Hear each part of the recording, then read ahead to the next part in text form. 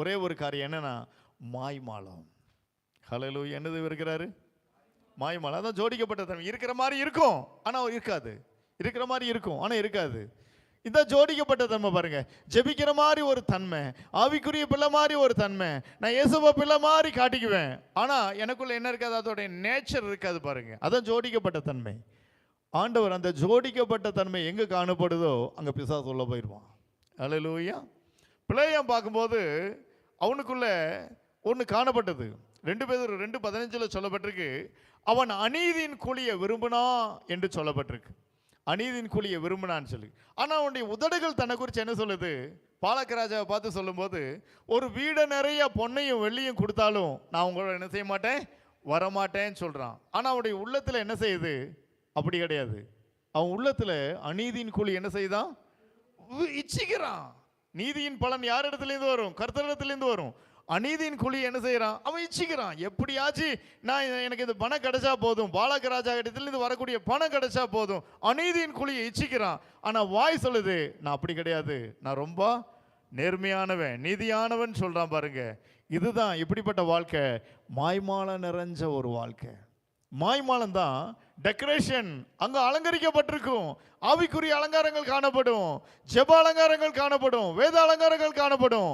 உள்ள பார்த்தாச்சுன்னா, அதான் மத்திய எழுதின சுவிசேஷத்தில் 23வது அதிகாரத்தில் பரிசேயருடைய மாய்மாலங்களை ஆண்டவர் லிஸ்ட் போடும்போது அழகாய் அவர்களை குறித்து ஒரு காரியம் சொல்றாரு. வெள்ளை அடிக்கப்பட்ட கல்லறைகளை, வெளியே எப்படி காணப்படுறது? டைல்ஸ். வெளியே எப்படி காணப்படும்? மார்பிள்ஸ். வெளியே எப்படி காணப்படும்? இட்டாலியன் மார்பிள்ஸ், காஸ்ட்லியான மார்பிள்ஸ் தான் போடி கட்டி வச்சிருக்கலாம். உள்ள என்ன காணப்படும்? அந்த கல்லறை உடைச்சு பார்த்தா என்ன காணப்படும்? நாற்றம். நாற்றம். இதை தான் ஒப்பிட்டு சொல்றாரு பரிசேயுடைய மாய்மாலங்கள். கர்த்தருடைய பிள்ளையோட வாழ்க்கையில நம்ம யதார்த்தமாய் காணப்பட வேண்டும், அல்லது உள்ளது உள்ளதென்றும் இல்லாதது இல்லாதென்றும் நம்ம சொல்லிடலாம் பாருங்க. ஒருபோதும் இந்த மாய்மாலம், இந்த ஜோடிக்கப்பட்ட வாழ்க்கை, இதுதான் பிசாசு நம்ம வாழ்க்கையில உள்ள பிரவேசிக்கிறதுக்கு ஒரு வழியா பயன்படுத்துகிறான். இது கர்த்தர் நம்ம வாழ்க்கையில வெறுக்கக்கூடிய ஒரு காரியம் பாருங்க. இந்த ஜோடிக்கப்பட்ட தன்மையும் வெறுமையும் எங்க காணப்படுதோ அது பிசாசுக்கு நம்ம கேட்ட திறக்கிறோன்னு அர்த்தம். இன்று முதல் நம்முடைய வாழ்க்கையில வெறுமை காணப்படக்கூடாது, ஜெபமாகிய ஜோடிப்பு காணப்படக்கூடாது. என்ன காணப்படணும்? நிஜம் காணப்படட்டும். ஹல்லேலூயா. கர்த்தரால நிரம்பிருங்க, வேதத்தால நிரம்பிருங்க, துதியால நிரம்பிருங்க. உங்களுடைய நாவல துதி காணப்படுவதாக. துதியால நிரம்பிருங்க. கர்த்ததாமே உங்க வாழ்க்கையில பிசாசு உள்ள நுழைய முடியாது. பரிசுத்த வேதத்தில் ஆண்டவர் சொல்றார், இதோ உலகத்தின் அதிபதி என்னிடத்துல வருகிறான், அவனுக்கு என்னிடத்துல ஒன்றும் இல்லை. ஹல்லேலூயா. ஞாயிற்றுக்கிழமை மட்டும் வேதத்தை தூக்கி கொண்டு திறக்கக்கூடியங்களா இருக்கக்கூடாது பாருங்க. ஒவ்வொரு நாளும் இந்த வேத வசனம். ஞாயிற்றுக்கிழமை மட்டும் ஆராதிக்கக்கூடியங்களா இருக்கக்கூடாது. ஒவ்வொரு நாளும் கர்த்தருடைய நாமத்தை உங்களுடைய நாவை திறந்து ஆராதிக்கக்கூடிய வீடாய் காணப்படணுங்க. நம்முடைய வீட்டில் ஆராதனை சத்தம் கேட்கணும். ஆராதனை இருக்கக்கூடிய வீடு, துதி இருக்கக்கூடிய வீடு, வேதம் இருக்கக்கூடிய வீடு. ஒவ்வொரு நாளும் உங்களுடைய முழங்கால்கள் கர்த்தருக்கு முன்னாடி முழங்கடும் பாருங்க. அப்படி இருக்கும்போது அந்த வீட்டுக்குள்ள யார் வரமாட்டா? யார் வரமாட்டா? பிசாசு வரமாட்டான்.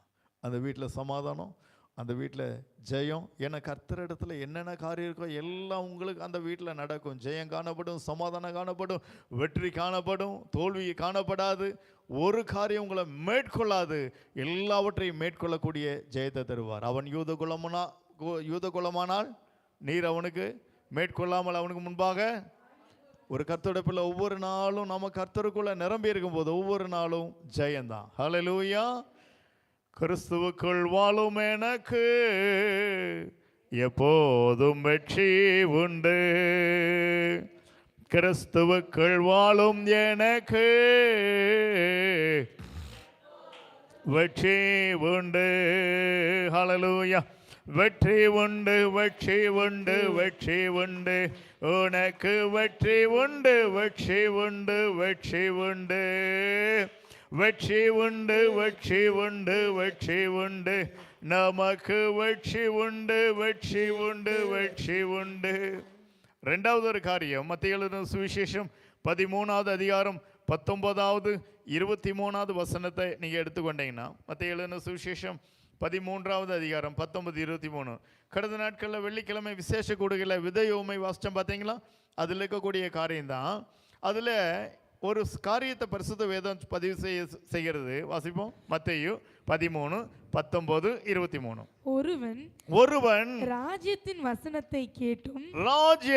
வசனத்தை கேட்டும் உணராதிருக்கும் போது பொல்லாங்கன் வந்து, பாருங்க, யாருக்குள்ளேயோ பிசாசு போறது இல்ல. வசனத்தை கேட்கிறோம். இன்னைக்கு காலையில் என்ன கேட்டிருக்கிறோம்? சபையில் என்ன கேட்டிருக்கிறோம்? வசனத்தை கேட்டிருக்கிறோம். நீங்க காலையில வேதத்தை தியானிக்கிறீங்க. இன்னைக்கு ஒரு அதிகாரம் நான் தியானிக்கணும்னு வேதத்தை திறந்து தியானிக்கிறீங்க. அப்ப நீங்க என்ன கேட்டிருக்கீங்க? வசனத்தை கேட்குறீங்க. இப்படி வசனத்தை கேட்கும்போது நம்ம என்ன செய்யணுமா? உணரணும். என்ன செய்யணுமா? உணரணும். இன்னைக்கு என்ன பேசுறாங்க? இன்னைக்கு மெசேஜுடைய டாபிக் என்ன? ஹெட்டிங் சொன்னாங்களே, என்ன ஹெட்டிங்? 4 தலைப்பு சொன்னாங்களே, என்ன தலைப்பு? முதல் தலைப்பில் பேசுகிறாங்களே, இந்த வார்த்தை எனக்கு எப்படி சூட் ஆகும்? என் வாழ்க்கை வெறுமையாக இருக்கா? நம்ம கேட்கும் போதே வசனத்தை குறித்து என்ன செய்யணுமா? உணரணுமா? பலவித சிந்தைகள் காணப்படக்கூடாது. இங்கே உட்காந்து மார்த்தாளை போல பற்பல காரியத்தில் அவள் எப்படி இருந்தாளா? பிஸியா. மார்த்தாளே பற்பல காரியத்தில் எப்படி இருக்கிற? உன்னை வருத்தி கொள்கிற. அப்படி இருக்கக்கூடாது. முடிச்சு என்ன செய்யலாம், அடுத்தடுத்து என்ன காரியம் சொல்லி பற்பல காரியங்கள் கமிட்மெண்ட்டோடு இருக்க கூடாது. கர்த்தருடைய ஆலயத்துக்கு வந்துட்டா ஒரே ஒரு சிந்தையா இருக்கணும். கர்த்தாவே சொல்லும் அடியேன் கேட்கிறேன். ஹல்லேலூயா. நீங்க சொல்லுங்க, ஆண்டவரே இன்னைக்கு நான் திருத்திக் கொள்கிறேன், சரி பண்ணி கொள்கிறேன். கர்த்தருடைய சமூகத்தில் பார்க்கும்போது, கர்த்தரோட வார்த்தையை கேட்கும்போது நம்ம என்ன செய்யணுமா? உணரணும். ஹல்லேலூயா. ஒரு உணர்வுள்ள இதயத்தோட தான் நம்ம காணப்படணுமா? வாசிப்போம். பொல்லாங்கன் வந்து உணராதிருக்கும் போது, கர்த்தருடைய வார்த்தையை நம்ம கேட்கும்போது கேட்டு உணராதிருக்கும் போது பொல்லாங்கன் வந்து அவன் இருதயத்தில் விதைக்கப்பட்டதை பறித்து கொள்கிறான். பொல்லாங்க எங்க வர்றான்? ஆலயத்துக்குள்ள தான் வர்றான். பொல்லாங்க எங்க வர்றான்? நீ வேதத்தை வாசிக்கும் போது தான் பொல்லாங்கன் வர்றான். பாருங்க, அந்த இடத்துல பொல்லாங்கன் வர முடியுமா? வர முடியும். பரிசுத்த வேதம் சொல்லுது. வேதத்துக்கு வெளியே நான் பேசல. அங்க பார்க்கும்போது எப்பொழுது வசனத்தை நம்ம கேட்கும்போது டேக் இட் ஈஸியா. வருஷத்தில் இன்றைக்கி ஒரு ஞாயிற்றுக்கிழமை வந்திருக்கிறேன். இந்த டாபிக்னா இப்படி தான் பேசுவாங்க. அல்லது இங்கே ஒரு காரியம் போயிட்டுருக்கு, அவங்க ஒரு காரியம் யோசிச்சுட்டு இருப்பாங்க. முடிச்ச பின்னாடி அந்த வேலையை பார்க்கணும், முடிச்ச பின்னாடி இங்கே போகணும்னு சொல்லி அநேக யோசனைகளால் தங்கள் சிந்தைகளை நிரப்பி வச்சுருந்தா யார் வர்றான் அவனுக்குள்ளே? பொல்லாங்கன் அவனுக்குள்ளே வர்றான். எதை எடுத்துகிட்டு போயிடறானா? வசனத்தை எடுத்துகிட்டு போயிடறானா? வாசிப்போம். அவனே வழியருகே விதைக்கப்பட்டவன். நல்ல நிலத்தில் விதைக்கப்பட்டவன் எவனோ? நல்ல நிலத்தில் விதைக்கப்பட்டவன் எவன்? பரிசுத்த வேதத்தில் சொல்லப்பட்டிருக்கு. அவனுக்கு ஒரு குவாலிஃபிகேஷன் என்ன? நல்ல நிலத்தில் விதைக்கப்பட்ட பார்க்கும்போது அவன் எத்தனை மடங்கு பலன் கொடுத்தானா? 100 மடங்கு பலன் கொடுத்தானா? 100 மடங்கு பலன் கொடுத்தான். யார் 100 மடங்கு பலன் கொடுத்தான்? நீங்கள் அப்படியே பின்னாடி எடுக்க வேண்டாம். அதே மாதிரி புத்தகத்தில் 26:12-13 பார்க்கும்போது ஒரு மனுஷனை குறித்து வேதம் சொல்லுது. அவன் எப்படிப்பட்டவனா இருந்தானா? 100 மடங்கு. யார் அவன்? ஈசாக்கு. அவனை குறித்து வேதம் என்ன சொல்லுது? ஈசாக்கு அந்த தேசத்தில் விதைத்தான். அவன் எத்தனை மடங்கு பலன் பெற்றான்? அவன் வர வர விருத்தி அடைந்து ஐஸ்வர்யனாகி மகா பெரியவனானான். அவன் எத்தனை மடங்கு பலன் பெற்றான்? 100 மடங்கு. அப்போ அதே டாபிக்ல இங்க வாங்க. 100 மடங்கு பலனை பெற்ற ஒரு மனுஷனை பரிசுத்த வேதம் காட்டுகிறது. அவன் யார்? 100 மடங்கு பலன் பெற்றவன். நீங்க எல்லாத்துக்கும் பெரிய சந்தோஷம். 2026ஆம் ஆண்டு எங்களுடைய பிசினஸ்ல 100 மடங்கு பலன் வேண்டும். கர்த்தர் நிச்சயமாய் தருவார். ஹல்லேலூயா. நிச்சயமாய் தருவார். ஆனா அதுக்கு வேதம் நம்முடைய வாழ்க்கையில ஒரு காரியத்தை எதிர்பார்க்கிறது. வெரி வெரி சிம்பிளான காரியத்தை எதிர்பார்க்க பாருங்க. யார் 100 மடங்கு பலன் தருவா? கர்த்தருடைய வசனத்தை. அந்த 2வது வசனத்தை வாசிமா. வசனத்தை கேட்கிறவனாய் இருந்தும் உணர்கிறவனுமாய் இருந்து 100ஆகவும் 60ஆகவும் வசனத்தை கேட்டு உணர்ந்துட்டா அவன் எத்தனை மடங்கு பலன் தருவான்? அல்லேலூயா. 100 மடங்கு பலன் ரொம்ப நமக்கு ஆசை பாருங்க. ஆனா வேதம் அதுக்கு சிம்பிளா ஒரு காரியம் சொல்லுது. ஞாயிற்றுக்கிழமை கர்த்தருடைய வார்த்தையை அல்லது வெள்ளிக்கிழமையோ புதன்கிழமையோ எப்பொழுதெல்லாம் கர்த்தருடைய வார்த்தையை கேட்கிறனோ அப்ப நான் எப்படி காணப்படணும் என்று வேதம் எதிர்பார்க்கிறது. கேட்கிறவன் மாத்திரமல்ல, எப்படிப்பட்டவனா இருக்கணுமா? உணர்கிறவன். அந்த உணர்ந்துட்டா அப்படின்னா வேதம் நம்மளை எந்த கேட்டகரி கொண்டு போயது? 100 மடங்கு. 100 இல்லாட்டையும் பரவாயில்லைங்க, ஒரு 99 கிடைக்குமா? இல்லைங்க, வேதத்தில் அப்படிப்பட்ட பிளஸ்ஸிங் இல்லை பாருங்க. அந்த வழியில் விதைக்கப்பட்டவன் எத்தனை மடங்கு பலன் கொடுத்தானா? எத்தனை மடங்கு பலன் கொடுத்தான்? எத்தனை மடங்கு? No returns, zero. அந்த முள் செடியில் விதைக்கப்பட்ட எத்தனை மடங்கு? ஜீரோ. அந்த கட்பாறையில் விதைக்கப்பட்ட எத்தனை மடங்கு? ஜீரோ. 3 பேரும் ஜீரோ தான். ஒருத்தன் பழம் கொடுத்த எத்தனை மடங்கு பழம் கொடுத்தானா? 100. ஒன்னா 100, இல்லாட்டி ஜீரோ. இதான் பாருங்க. அப்போ ஆண்டவர் இந்த நாளில் என்னையும் உங்களையும் எத்தனை மடங்கு ஆசீர்வதிக்க விரும்புகிறாரு? நம்மகிட்ட எதிர்பார்க்கிறது ஒன்றே ஒன்று, நீ கேட்கக்கூடிய கர்த்தருடைய வார்த்தையை எப்படி கேளு?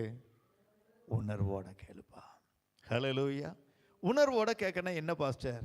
உணர்வோட கேட்கறனா என்ன காரியம் உணர்வோட அப்படின்னா, பரிசுத்த வேதத்தில் யாக்கோபு எழுதின புஸ்தகத்தில் 1:22 வேதத்தில் பார்க்கும்போது யாக்கோபு 1:22 வேதம் ஒரு காரியத்தை நம்ம கேட்கறது. யாக்கோபு 1:22 அல்லாமலும் நீங்கள் உங்களை வஞ்சியாதபடிக்கு திருவசனத்தை கேட்கிறவர்களாய் மாத்திரமல்ல, வேத வசனத்தை கேட்கிறவர்களாய் மாத்திரமல்ல, அதின்படி செய்கிறவர்களாயும் இருங்கள். இதுதாங்க உணர்வோட கேட்கறதுன்னு அர்த்தம். உணர்வோட நான் கேட்கறது, வேத வசனத்தை கேட்கும்போது உணரத்தக்க விதமாய் கேட்கணும். அப்படின்னா என்னன்னா, நான் கேட்கும் போதே எப்படி கேட்கணும்னா, இதை என் வாழ்க்கை